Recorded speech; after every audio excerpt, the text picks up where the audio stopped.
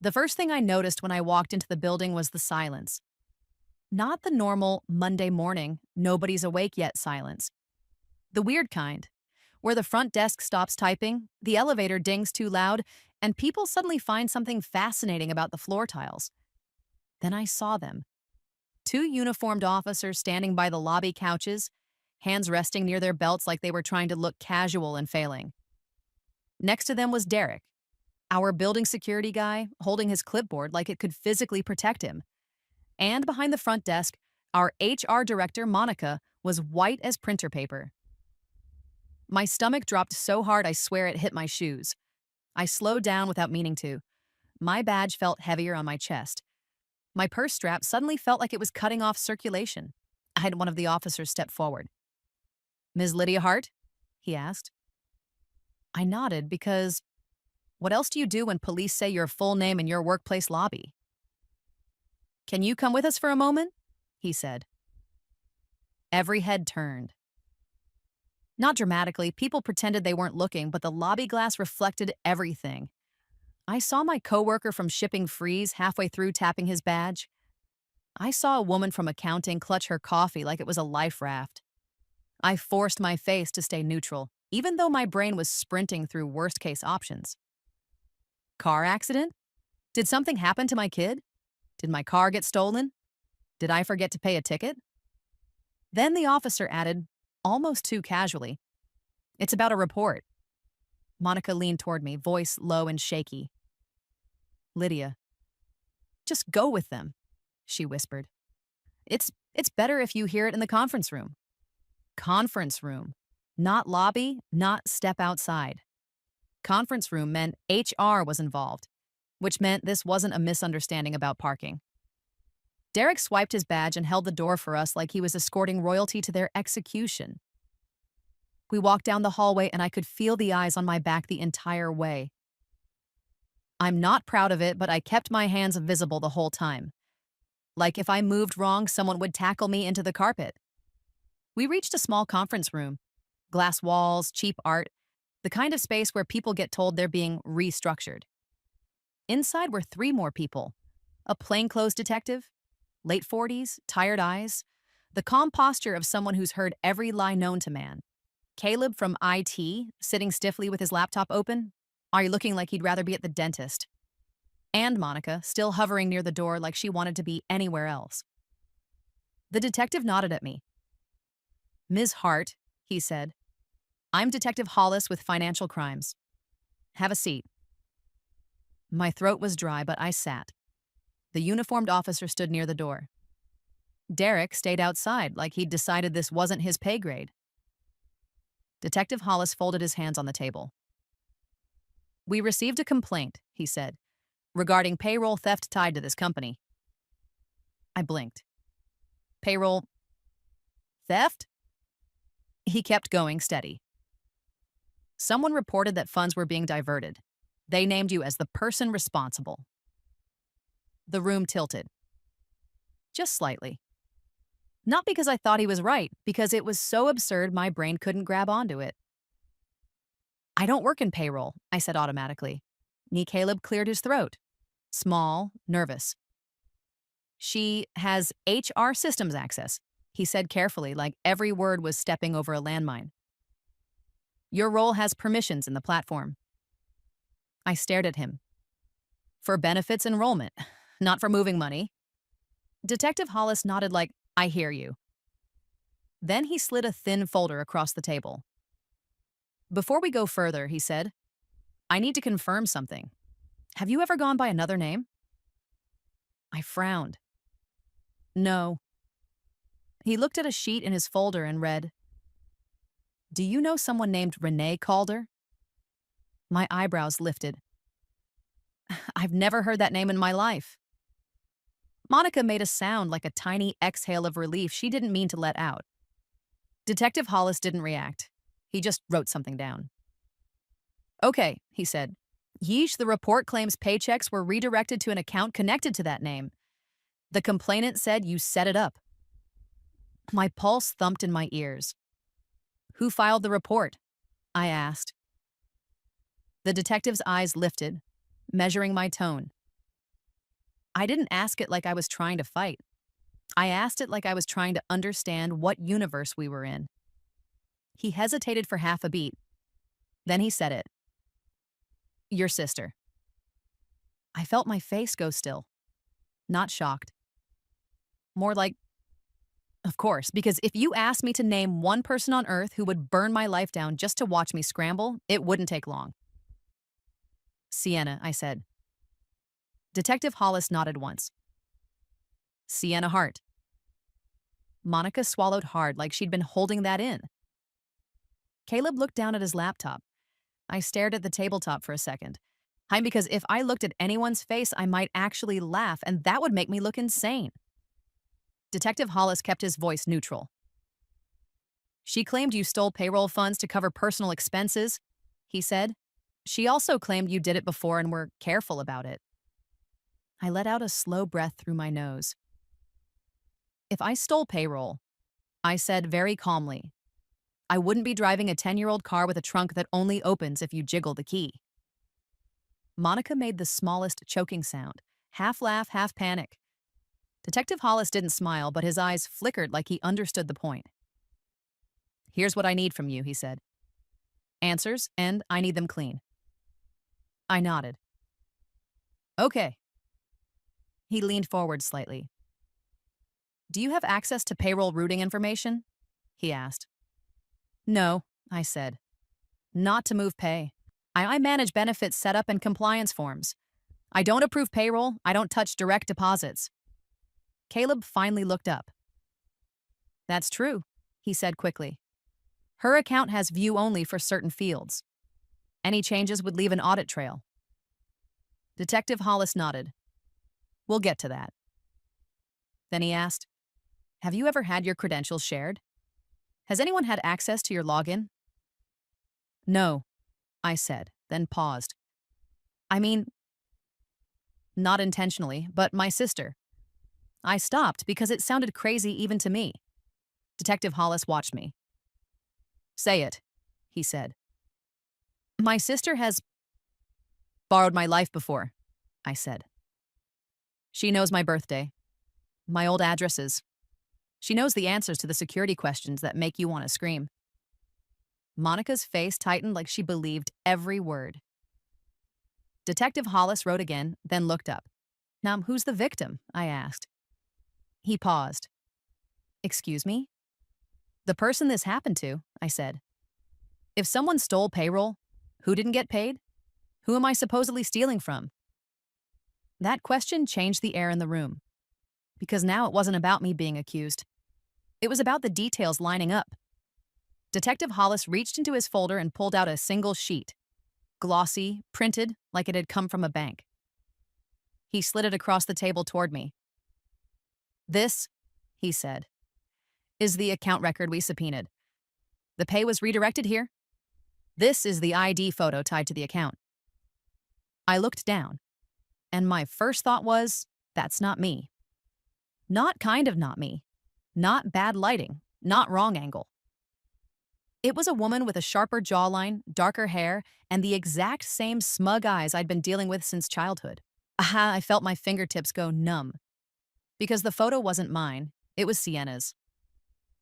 For a second, I just stared at the photo, like my eyes might correct themselves. They didn't. It was Sienna. Not kind of resembles. Not could be her cousin. It was my sister's face staring back up at me from a bank record. My throat went tight. Detective Hollis watched me carefully, waiting to see if I'd do the thing guilty people do. Talk too much, too fast, too messy. I didn't. I just slid the paper back toward him and said, evenly, that's my sister. Caleb's chair made a tiny squeak. Monica's hand flew to her mouth. The detective nodded once, like he'd just reached the page he'd been trying to get to all morning. Okay, he said. Then we're going to slow this down and do it right. He turned slightly toward Monica. I need a quiet space, he said. And I need you to preserve anything related to payroll routing changes and HR system access. No one deletes anything. No one cleans up files. Monica nodded so hard it looked like it hurt. We can lock accounts, Caleb blurted. Freeze permissions. Pull audit logs. Do that, Hollis said. Then he looked at me again. Ms. Hart, you're not under arrest. You're a witness at this point. But I need your help, and I need it clean. My shoulders dropped half an inch. Not relief, more like my body stopped bracing for handcuffs. Okay, I said. Tell me what you need. He slid the folder open and spoke in plain English. Your sister filed a report saying you diverted payroll funds, he said. She supplied a promissory note, different issue, but same pattern, and she gave us a name tied to the receiving account, Renee Calder. I've never heard that name, I said again. Hollis nodded. But the account is real, the funds are real, and the photo tied to the account is your sister. Monica's voice came out thin. So, she did it? Hollis didn't jump to conclusions. He just tightened the circle. It means the person tied to the receiving account isn't Lydia, he said. And it means someone lied in a way that's easy to prove. Caleb leaned forward, finally finding his spine. If the change happened in our system, there's an audit trail, he said. User ID, time, IP, device fingerprint. You can't just... He made a helpless gesture. Do magic. Hollis pointed at him. That's what I want. Caleb nodded, already tapping on his laptop. Monica turned to me, voice low. Lydia, she said, I need you to understand. When police show up at work, corporate freaks out. I'm on your side, but I have to report this to legal. I stared at her. Am I getting fired? Her eyes flicked to the glass wall where I could see movement, people pretending not to pass by the conference room. No, she said quickly. Not like that. But you may be placed on administrative leave until this is sorted. Administrative leave. The polite version of everyone thinks you stole something. We just don't know what to call you yet. I swallowed hard and forced my voice to stay level. Monica, I said, my sister wants a public scene. Please don't hand her one. Monica nodded, jaw tight. Agreed. Detective Hollis stood and cracked the door open just enough to speak to the uniformed officer outside. Keep it discreet, he said. No lobby walkouts. No spectacle. Then he came back in and looked at me. Do you have any idea why she would do this? He asked. I didn't give him a speech. I gave him the truth that fits in one breath. She's been trying to ruin me since our dad rewrote his will, I said. And my job is the one thing she can't control. Hollis's eyes sharpened. Dad alive? Yes, I said. And no, he didn't pick a side. He just finally got tired of being manipulated.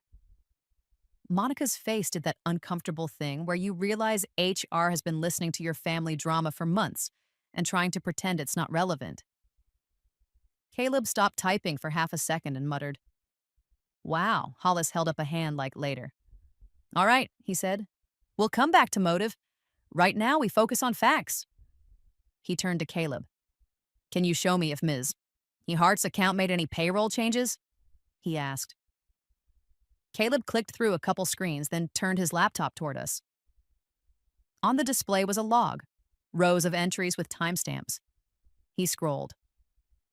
My stomach crawled up into my throat. Because there it was. A payroll routing change entry. Not on my name, on a new hire record. But the changed by field, it showed my user ID. Monica sucked in a breath. I stared at the screen and felt heat rise in my face. I didn't do that, I said. Hollis didn't accuse me. He asked the only question that mattered. Where were you at that time? He said, tapping the timestamp. Caleb zoomed in.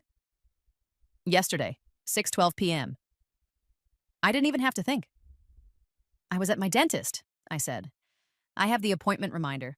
They text you like 7 times so you don't forget to pay them. Caleb's eyes flicked up. Your badge activity might show you left the building before that. Monica stood abruptly. I can pull access logs, she said. and cameras. Hollis nodded. Do it. Caleb's fingers flew again. Wait, he said, voice suddenly sharper. This entry? It wasn't made from the office network. He clicked, pulled up a detail pane, and pointed at a line. Remote login, he said, from a residential IP. Hollis leaned in. Whose? Caleb shook his head. I can't see the name from here, but I can see the location and ISP. He clicked again. My stomach tightened. Because the location that popped up was a town I hadn't been to in years. The town where my sister lived. Monica looked like she might faint. Caleb said it anyway, eyed quietly. That IP pings to the area your sister lives in. Hollis didn't celebrate. He didn't gotcha. He just asked me, calm and deadly practical. Does your sister know your passwords? I let out a short breath that wasn't quite a laugh. She knows my whole life, I said. Birthdays, old addresses, favorite teacher, first pet. All that security question nonsense. Hollis nodded like that matched his file. Then she didn't need to hack you, he said. She just needed to be you. Monica gripped the edge of the table. So she used Lydia's login to reroute payroll, she whispered, horrified. Hollis turned to Caleb. Can you lock her credentials and preserve the audit trail right now? He asked. Caleb's voice finally sounded confident. Already doing it, he said. And I'm exporting the logs with timestamps. Monica stood straighter. And I'm calling corporate legal, she said. And I'm documenting that Lydia reported this immediately and is cooperating. Hollis looked at me. You're going to forward me any text messages from your sister about this, he said. Any threats, any pay up, any smug little hints. I nodded. She already texted me once. What did she say? He asked. I pulled up my phone, opened the thread, and turned it toward him. A message from last night, sent like she was checking in on a TV show. How's work? Hollis stared at it for a beat. Then he said quietly, like he was speaking to the room as much as to me. She wanted you to walk into this blind. Caleb's laptop chimed. He froze, eyes on the screen. Detective? He said. Hollis turned. Caleb swallowed, then pointed at a new line that had just populated in the system. A second attempt, he said. Someone just tried to log in as Lydia again. Right now. Monica's face went stiff. In this moment? She whispered. Caleb nodded. Yes. Hollis's eyes narrowed. From where? He asked. Caleb clicked once, then looked up, voice suddenly quiet. From inside this building, he said. Guest Wi-Fi. My skin went cold, because that meant my sister wasn't just trying to ruin me from afar. She was close. Too close. For a beat, nobody spoke. Caleb's laptop was still open on the table, that fresh login attempt blinking on the screen like a blinking alarm you can't ignore. Guest Wi-Fi, Detective Hollis repeated, more to himself than to us. Inside the building. Monica's eyes went wide. Hi, how is she even in here? I didn't have to guess. Sienna had always been good at getting past doors. Smiles, small talk, acting like she belonged. Half the time, people hold the door open for you just because you look confident. Caleb clicked again, jaw tight. I can tell which access point she's hitting, he said. It's labeled Lobby Guest. That's downstairs. Hollis stood up immediately. Derek, he called through the open door. Derek stepped into the hallway, already on edge. Yeah? Lobby, Hollis said. Now, and pull the visitor log. Monica grabbed her badge like it was suddenly important. I'm coming. I started to rise too, but Hollis held up a hand, calm, controlling the chaos. Stay with us, he said. You're not walking into an ambush alone. Then he looked at Caleb. Can you cut that login? Caleb hesitated. If I cut it, she knows she's blown. Hollis nodded. Then don't cut it yet. Watch it. Tell me what she does. Caleb's fingers moved fast. She's trying again, he said. Same device. Same guest network. Monica swallowed. So she's sitting in our lobby with a laptop, trying to log in as Lydia. The sentence sounded insane out loud, like something you'd pitch in a writer's room and get laughed out of. But Caleb's screen didn't care what sounded insane. We moved fast. Conference room door, hallway, elevator. And the whole time my mind kept snagging on one ugly detail. If she was here, it wasn't just to try, it was to finish. When the elevator doors opened to the lobby, I felt that same weird hush again. Except now I knew why. Because at the far end by the little coffee kiosk, there she was. Sienna, hair perfect, a coat that probably cost more than my rent. A laptop open on a small table like she was doing normal adult stuff. Emails, spreadsheets, whatever rich people pretend they're doing before 9 a.m. She glanced up. Our eyes met. And she smiled. Not a friendly smile. A "you're too late" smile. My throat tightened so hard it hurt. Derek stepped forward first, voice clipped. "Ma'am," he said, "can I see your visitor badge?" Sienna lifted her chin like he'd insulted her. "I'm here for an appointment," she said. Smooth, practiced. "Is that a problem?" Hollis walked up beside Derek and kept it simple. "Ma'am," he said, "step away from the laptop." Sienna's eyes flicked to the officers, then to Monica, then landed on me like a dart. "Wow," she said, loud enough for the lobby to hear. "She sent police to work now? Ah, that's cute." Monica's face went red with anger, but she stayed controlled. "This is a workplace," Monica said. "Lower your voice." Sienna ignored her and kept her eyes on me. "Hi, Lydia," she said sweetly. "How's your morning going?" Hollis didn't let her run the scene. "Name," he said, firm. "Now." Sienna blinked like she was offended by the concept of being asked questions. "Renee Calder," she said, and reached into her purse. My skin went cold. That was the fake name from the report. She pulled out a wallet and flashed an ID fast, like that alone should end the conversation. Derek held out his hand. "I need to see it properly." Sienna's smile tightened. "I'm not handing you my ID." Hollis leaned in slightly, voice calm but heavy. "Ma'am," he said, "we have an active investigation involving unauthorized access attempts from this lobby. Step away from the device." Sienna's gaze flicked to her laptop. Just for a second. And that second told me everything. Because guilty people don't look at people first. They look at the things they're trying to protect. Caleb's voice came through behind us, low and urgent. "Detective," he said, "she just got a password prompt. She's in the login flow." Hollis didn't raise his voice. He didn't bark. He just moved.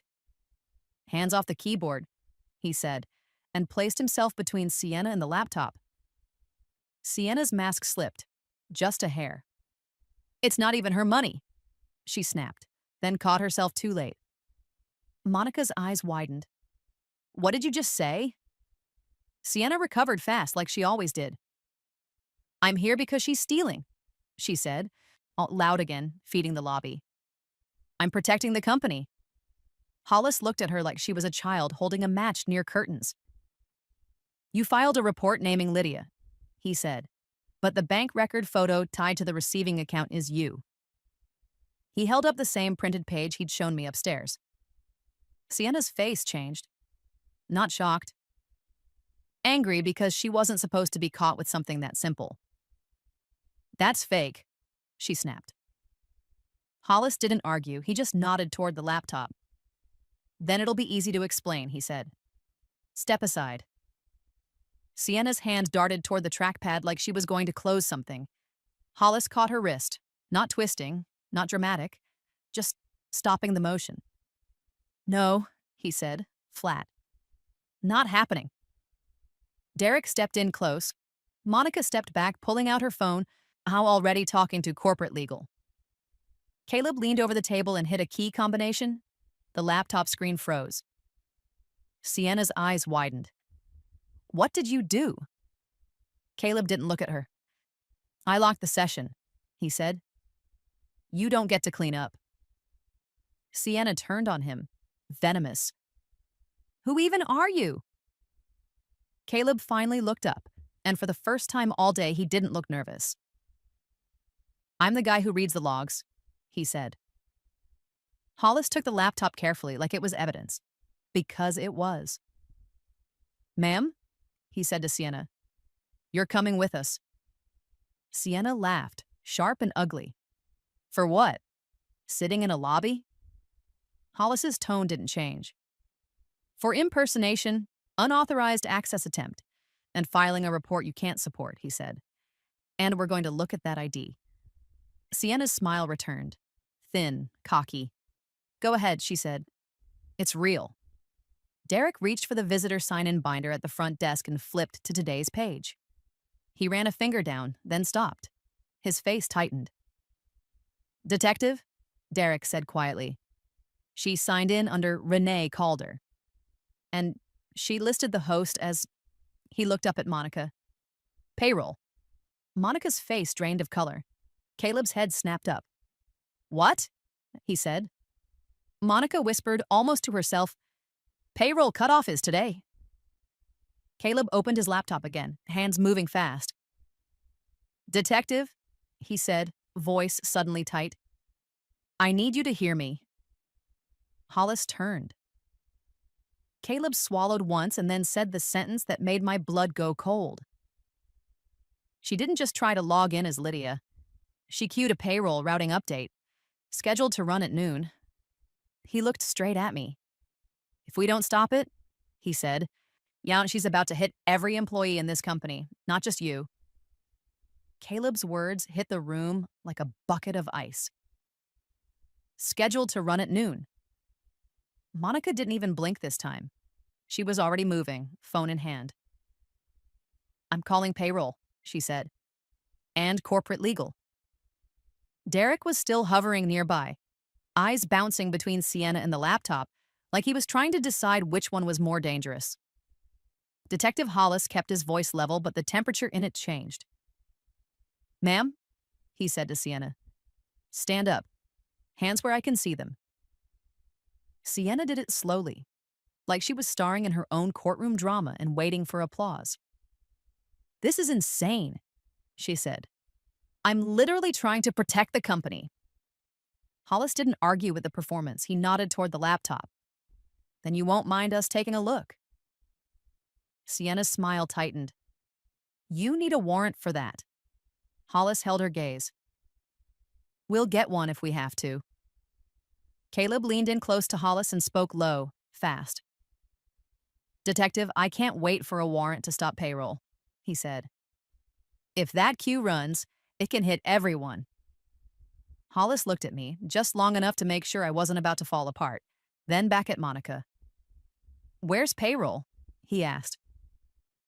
Third floor, Monica said. Back corner. Go, Hollis said. He turned to one of the uniformed officers. Stay with her, he said, nodding at Sienna. She doesn't touch that laptop again. She doesn't touch her phone. Sienna snapped, You can't just... Hollis cut her off, calm and deadly boring. You're in a corporate lobby with a fake name and an active, unauthorized login attempt tied to your report, he said. Right now, yes, I can just. Then he looked at Derek. Get me visitor logs, camera footage for the past hour, and whatever she used to sign in, he said. Derek nodded like he'd been waiting his whole career for a moment to matter. Already pulling it, he said, and jogged toward the desk. We moved as a group, me, Monica, Caleb, Detective Hollis, straight to the elevator. As the doors closed, Monica whispered, Lydia, are you okay? I let out a breath that sounded steadier than I felt. I'll be okay after noon, I said. Caleb glanced at his laptop. She's still in the system, he muttered. Not fully, just the workflow. She queued it, but it needs an approval token. Monica's eyebrows pulled together. Approval token? Caleb nodded. A second set of eyes.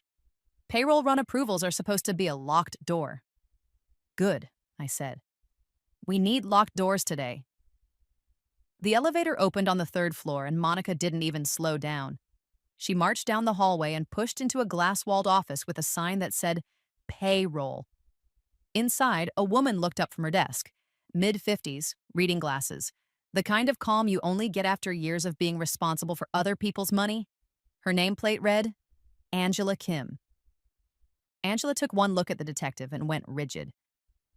What happened? She asked.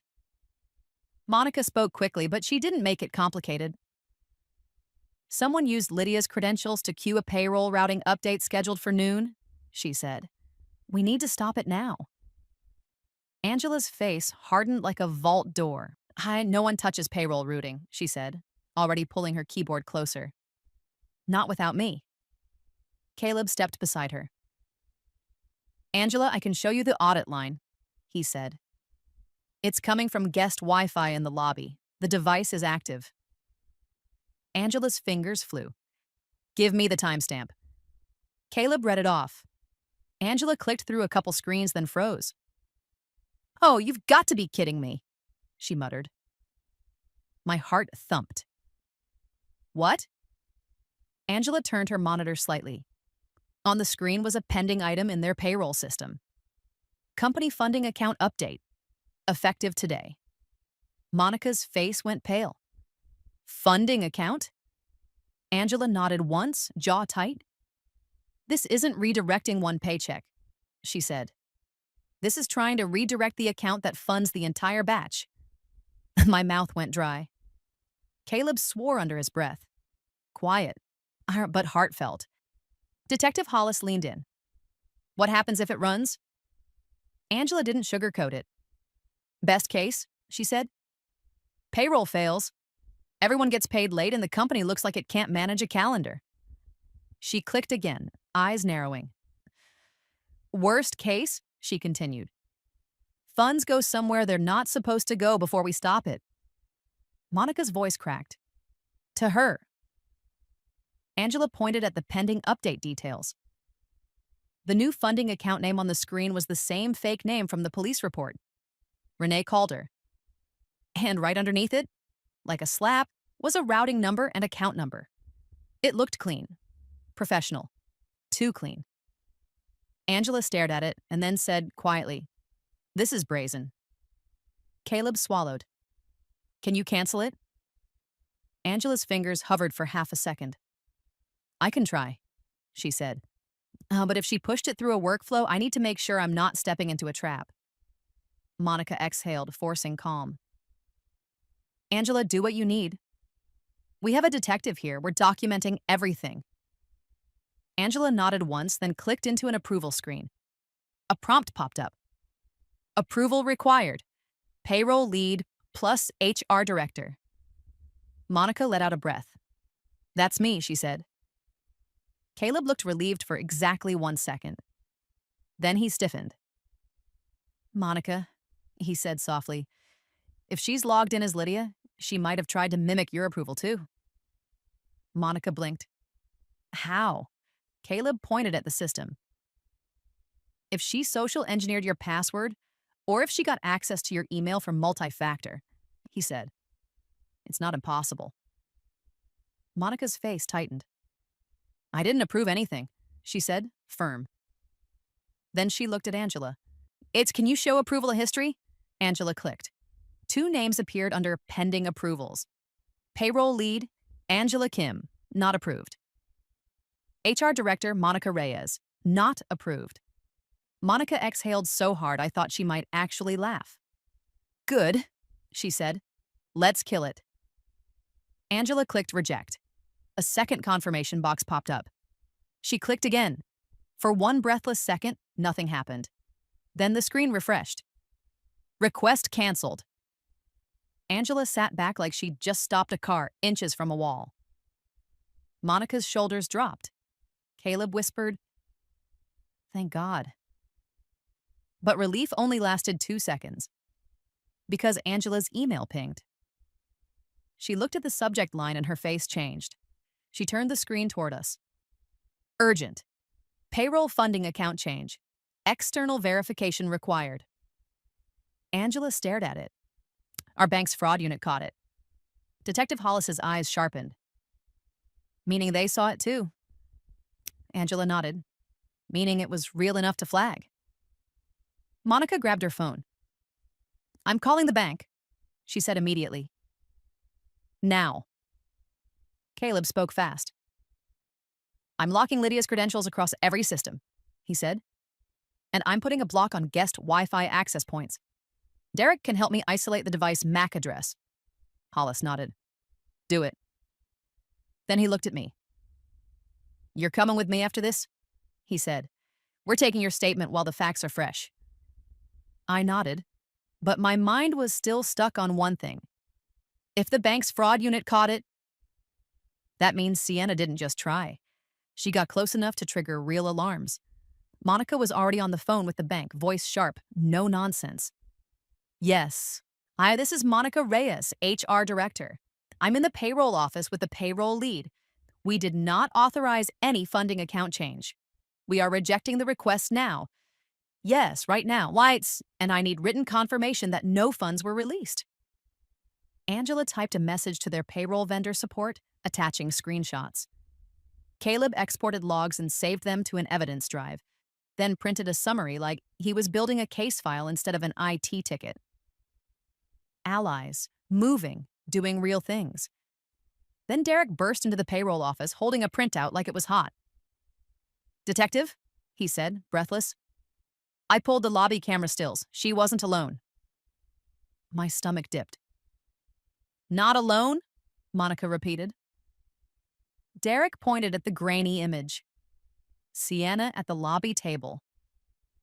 And behind her, just off to the side, a man in a baseball cap with a messenger bag, hovering, watching, not looking at his phone, not waiting for anyone.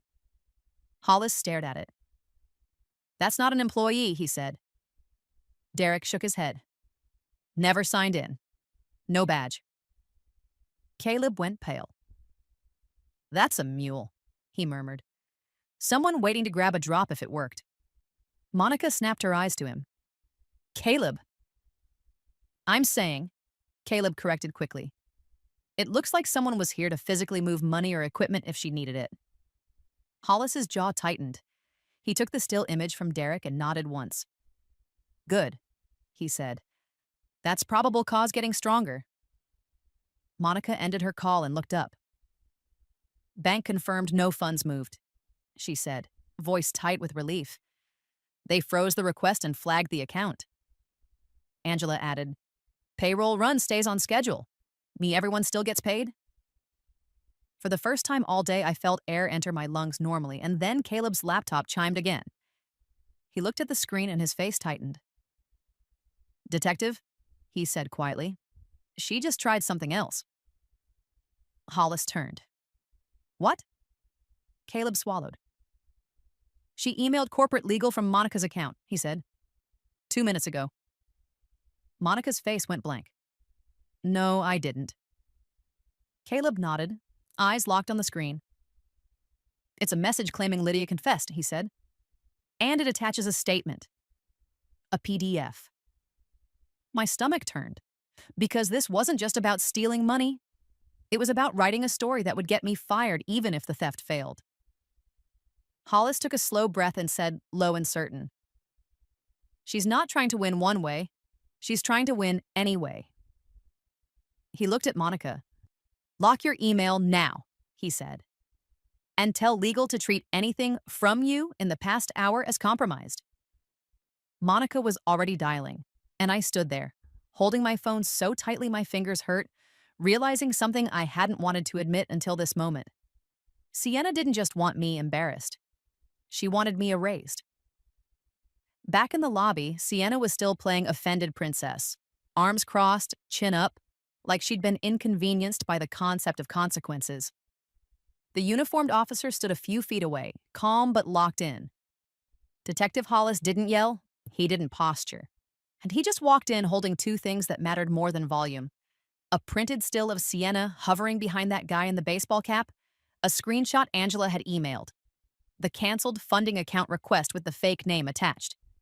He held them up like flashcards. "Ms. Hart," he said to me quietly, "confirm that's your sister." "It is," I said.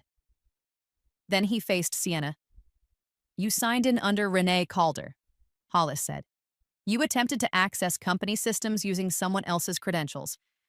You queued a funding account change tied to that same identity.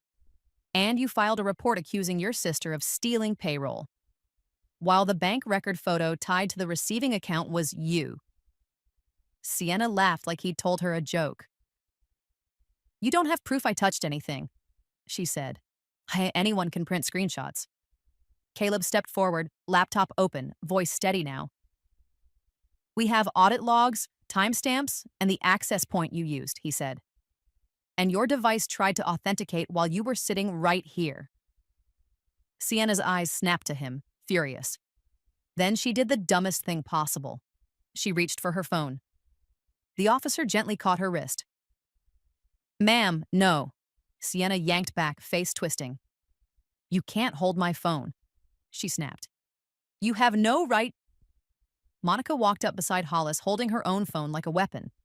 Except she wasn't waving it. She was showing the screen. "Corporate legal is on speaker," Monica said. "They want you to hear this." A woman's voice came through, clipped and calm.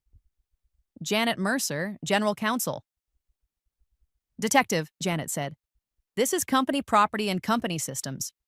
We authorize preservation and forensic imaging of the device used on our premises in connection with the attempted access. We're also issuing a trespass notice effective immediately." Sienna's face froze. Because she wasn't used to doors closing in her face with paperwork attached? Derek came back from the desk with a printout and a small plastic badge sleeve.